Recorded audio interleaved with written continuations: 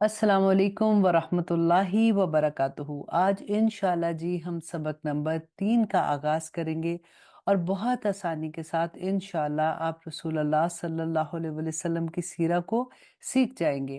आज की क्लास में आप नबूवत से पहले की ज़िंदगी के बारे में सीखेंगे। सीरत नबवी सल्लल्लाहु अलैहि वसल्लम इंतहाई पाकीज़ा और बुलंद पाया मौजू है। इससे मुसलमानों को ये इल्म होता है कि उसका दीन किस किस मराहिल से गुजरा, उसके नबी सल्लल्लाहु अलैहि वसल्लम और रसूलुल्लाह सल्लल्लाहु अलैहि वसल्लम के असहाब पर क्या बीती थी।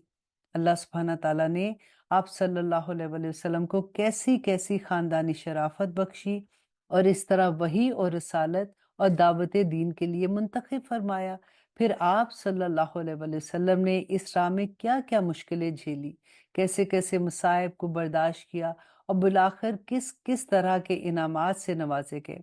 अल्लाह सुब्हाना ताला ने पर्दा गायब से फरिश्ते भेजकर, असबाब मोड़कर, बरक़ात नाजिल फरमाकर, मोज़ात ज़ाहिर करके किस किस तरह से आपकी मदद फरमाई और बड़े से बड़े ज़ोरावर लश्करों ने आपकी मुट्ठी भर जमात के सामने किस तरह से शिकस्त खाई। ये सारी बातें इंशाअल्लाह आप इस कोर्स में सीखेंगे। तो आइए सबक नंबर 3 का आगाज़ करते हैं। अल्लाहुम्मा सल्लि अला मुहम्मदिन व अला आलि मुहम्मद कमा सल्लैत अला इब्राहीम व अला आलि इब्राहीम इन्नका हमीदुम मजीद। अल्लाहुम्मा बारिक अला मुहम्मदिन व अला आलि मुहम्मद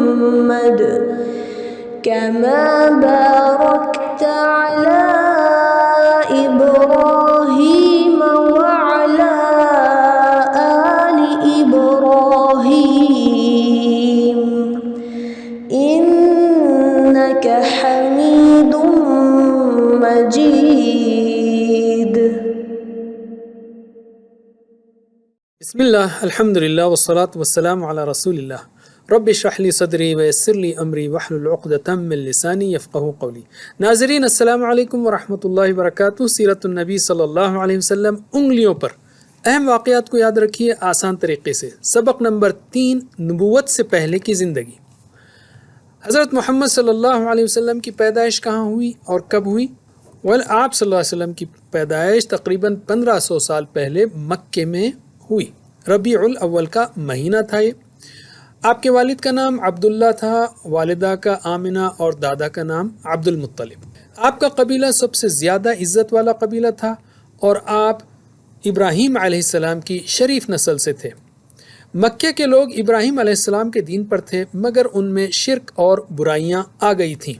विलादत से पहले 2 माह पहले वालिद का इंतकाल हुआ। आप यतीम पैदा हुए। वालिदा आमिना के पास, फिर अरब की रिवायत के मुताबिक हलीमा सादिया के पास भेज दिए गए। चौथे या 5वें साल आपकी वापसी हुई। 6 साल में वालिदा की वफ़ात हुई। दादा अब्दुल मुत्तलिब ने परवरिश की।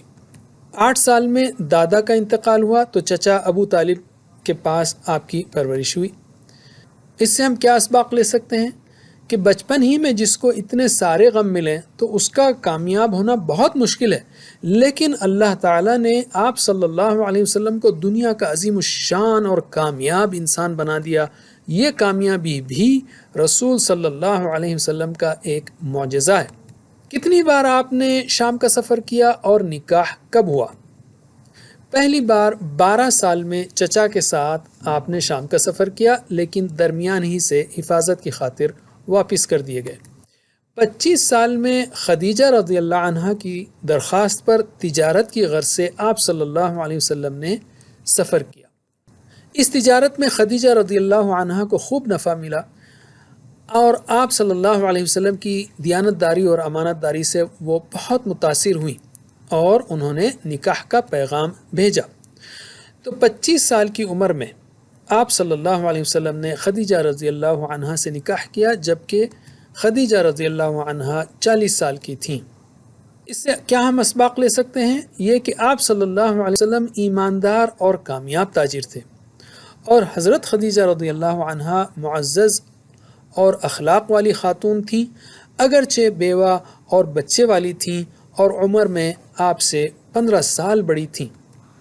علم نبوت سے پہلے آپ کی زندگی کیسی تھی؟ آپ صلی اللہ علیہ وسلم نے کبھی بتوں کی پوجا نہیں کی، گناہ یا شرم و حیا کے خلاف کبھی کوئی کام نہیں کیا۔ آپ ایماندار، سچے اور اچھے اخلاق والے تھے۔ آپ تو امین اور صادق کے نام سے مشہور ہو گئے تھے۔ نبوت سے پہلے کا ایک اہم واقعہ ہے کہ ظلم سے روکنے کے لیے بعض لوگوں نے ایک معاہدہ کیا، معاہدہ حلف الفضول۔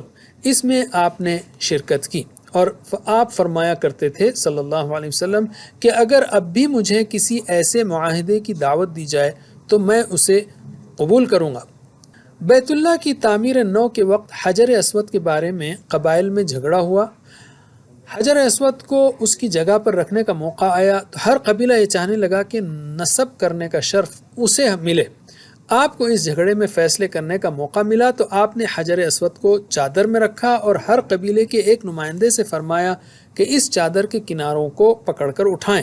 پھر خود آپ نے صلی اللہ علیہ وسلم حجر اسود کو اس کی جگہ پر رکھ دیا۔ سب لوگ اس پر بہت خوش ہوئے۔ اس سے کیا اسباق لے سکتے ہیں ہم؟ کہ آپ صلی اللہ علیہ وسلم نے ظلم اور لڑائی کو روکنے میں ہمیشہ دلچسپی دکھائی۔ ہمیں بھی اس پر عمل کرنا چاہیے۔ اور غور کیجئے، جس انسان نے 40 سال تک نہ کبھی جھوٹ بولا اور نہ دھوکہ دیا ہو، یہ کیسے ممکن ہے کہ وہ اچانک اللہ کے نام پر سب سے بڑا جھوٹ بولنے لگے؟ اگلے سبق سے ہم رسول صلی اللہ علیہ وسلم کی